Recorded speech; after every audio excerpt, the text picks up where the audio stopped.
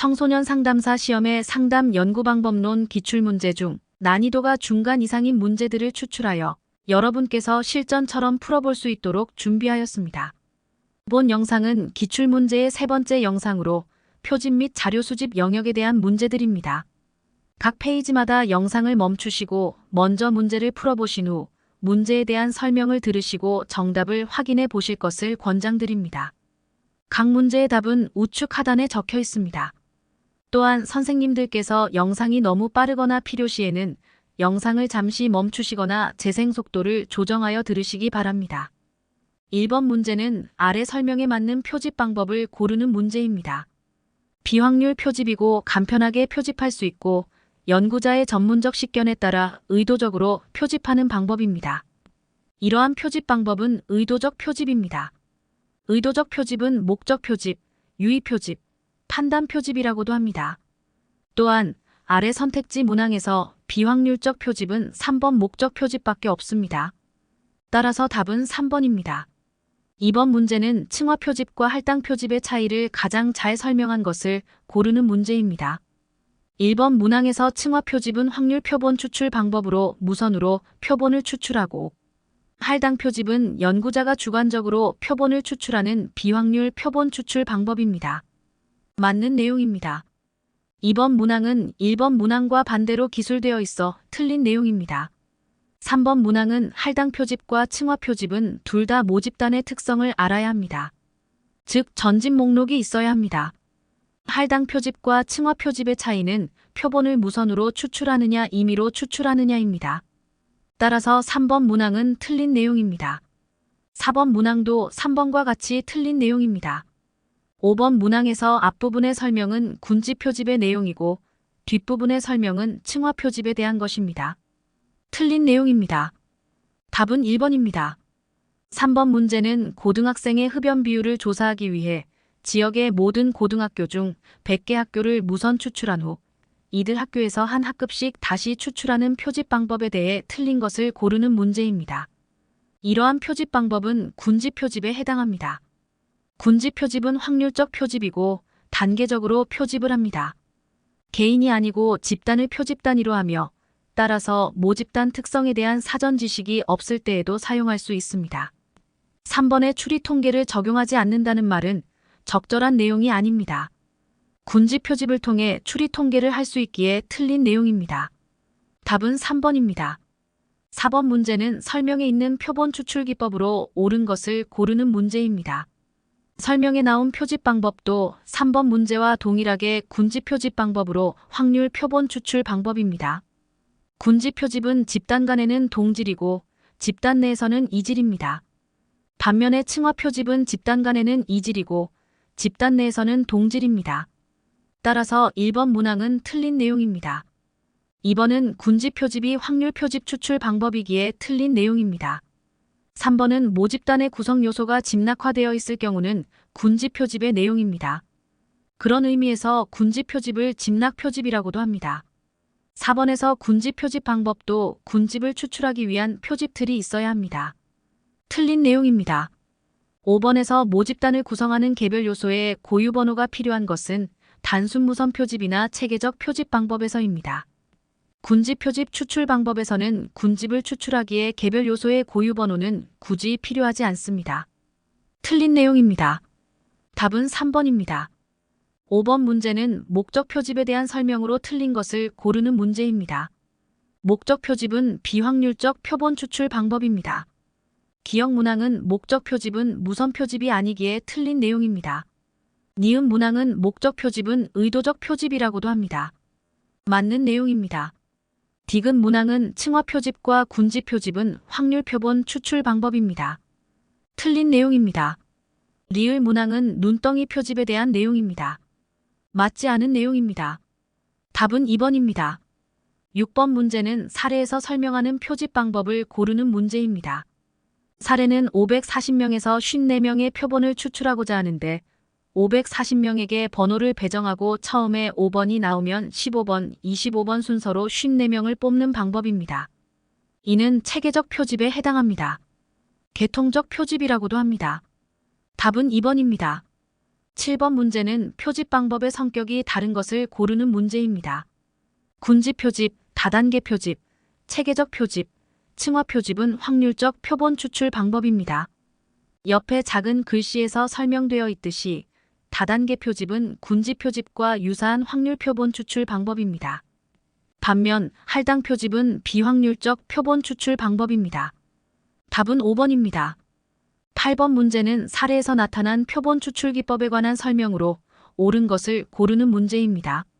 사례에서 나타난 표본 추출 방법은 전형적인 군지 표집 방법입니다. 1번 문항에서 군지 표집은 모든 개별 요소에 고유 번호가 필요하지는 않습니다. 2번 문항에서 군지 표집은 확률 표본 추출 기법입니다. 3번 문항에서 군지 표집도 군집을 추출하기 위한 표집틀이 필요합니다. 맞지 않는 내용입니다. 4번 문항에서 모집단에 대한 사전 지식이 없을 때 사용하는 표집 방법은 단순 무작위 표집입니다. 군지 표집은 모집단에 대한 사전 지식이 없을 때에도 사용이 가능하나 집단 간에 동질적이고 집단 내에는 이질적이라는 특성이 전제됩니다. 4번 문항은 맞다고 할 수 없습니다. 5번 문항에서 군지 표집은 집단 간에는 동질이고 집단 내에는 이질입니다. 맞는 내용입니다. 답은 5번입니다. 9번 문제는 표본의 특성을 자세히 서술하는 이유를 모두 고르라는 문제입니다. 기억 문항에서 표본이 모집단을 잘 대표하도록 추출하는 것은 중요하기에 맞는 내용입니다. 니은 문항은 어떤 유형의 표집 방식이 사용되었는지 보여주면 표본의 특성과 통계 분석 방법을 정할 수 있습니다. 디귿 문항은 표집 단위가 개인인지 군지 표집처럼 집단인지를 알려주는 것도 표본의 특성을 아는 데 필요합니다. 맞는 내용입니다. 리을 문항은 종단 자료인지 횡단 자료인지도 중요한 특성입니다. 맞는 내용입니다. 답은 5번입니다. 10번 문제는 사례에서 나타난 표집 방법을 고르는 문제입니다. 사례에서 먼저 대도시, 중소도시, 읍면지역으로 전집을 나누고 이 중에서 각각 5%를 무선 표집하는 방법입니다. 이는 유충 표집에 해당합니다. 답은 5번입니다. 11번 문제는 표집에 관한 설명으로 옳은 것을 고르는 문제입니다. 1번 문항은 목적 표집에 대한 내용입니다. 연구자가 모집단에 대한 사전 지식과 전문적 식견이 있을 때 연구자의 주관적 판단 기준에 의해 표본을 추출하는 효율적인 방법입니다. 맞는 내용입니다. 2번 문항은 하위 집단이 유사하다면 군지 표집이 적절합니다. 틀린 내용입니다. 3번 문항은 조사 대상에 대한 대략의 정보를 신속하게 얻기 위해서는 할당 표집이나 편의 표집 같은 비확률 표본 추출 방법이 적절합니다. 틀린 내용입니다. 4번 문항에서 우연적 표집은 편의 표집 또는 임의 표집이라고도 합니다. 4번 문항의 기술은 눈덩이 표집에 대한 내용입니다. 따라서 틀린 내용입니다. 5번 문항은 단순 무선 표집은 난수표나 제비뽑기 등과 같은 방법으로 표본을 추출하는 방식이어서 체계적 표집에 비해 간편하게 표본을 추출할 수 있다고 할 수는 없습니다. 체계적 표집은 무작위로 첫 번째 표본을 표집한 후 목록이나 모집단에서 모든 K번째 요소를 선택하는 작업이 포함됩니다. 표집 간격을 결정하면 프로세스가 간단하고 체계화됩니다. 이와 대조적으로 단순 무작위 표집은 모집단의 각 단위에 대해 난수를 생성해야 하며 이는 특히 대규모 모집단일 경우 노동 집약적일 수 있습니다. 따라서 단순 무선 표집이 체계적 표집보다 반드시 더 간편하게 표본을 추출할 수 있다고는 할 수 없습니다. 5번 문항은 옳지 않은 내용입니다. 답은 1번입니다. 12번 문제는 괄호 안에 들어갈 내용을 찾는 문제입니다. 층화 표집은 연구 대상들은 동질적이고 층 사이에서는 서로 이질적입니다. 답은 1번입니다. 13번 문제는 사례에 나타난 표집 방법을 고르는 문제입니다. 사례는 1차로 초등학교 20개를 무선 추출하고 그 다음으로 각 학교에서 한 학급씩 무작위 추출을 하는 내용입니다. 군지 표집에 해당합니다. 답은 3번입니다. 14번 문제는 주어진 특성을 공통적으로 갖는 표집 방법을 묻는 문제입니다. 표본 추출이 개인이 아니고 모집단 목록이 불완전하거나 지리적으로 조사 지역이 크게 분산된 경우에 유용하다. 조사 단위가 2단계 표본 추출이다라는 내용입니다. 이는 군지 표집에 대한 내용입니다. 답은 2번입니다. 15번 문제는 평균의 표준 오차에 관한 내용입니다. 평균의 표준 오차는 표본에서 계산된 평균값으로 모집단의 평균을 추정하고자 할 때 나타날 수 있는 오류입니다. 즉, 표본 추출을 여러 번 했을 때 각 표본들의 평균이 모집단 전체의 평균과 얼마만큼의 차이를 보이는가를 알려주는 통계량입니다. 달리 말하면 표본 평균 간의 변동성을 나타내는 통계량입니다. 표준오차 SE는 표본의 표준 편차 S를 루트 n으로 나눈 값입니다. 답은 4번, 표본 분포 평균들의 표준 편차입니다. 16번 문제는 괄호 안에 들어갈 내용으로 맞는 것을 고르는 문제입니다. 표집오차는 모집단에서 추출한 표본의 특성이 모집단의 특성과 일치하지 않아서 통계치와 모수 간에 생기는 것으로, 일반적으로 표집오차는 표본의 크기가 클수록 또한 모집단이 동질적일수록 줄어듭니다. 답은 3번입니다. 17번 문제는 표본의 크기와 관련된 문제로 옳지 않은 것을 고르는 문제입니다. 1번 문항은 모집단이 동질적일수록 표본의 수가 작아도 됩니다. 맞는 내용입니다. 2번 문항은 동일한 조건이라면 표본의 수가 늘어나면 통계적 검정력은 증가합니다. 통계에서 표본의 수 n이 늘어나면 대부분의 경우에 좋은 결과를 가져옵니다. 다만 비용이 늘어나기에 표본의 수를 많이 늘리지 못하는 것입니다.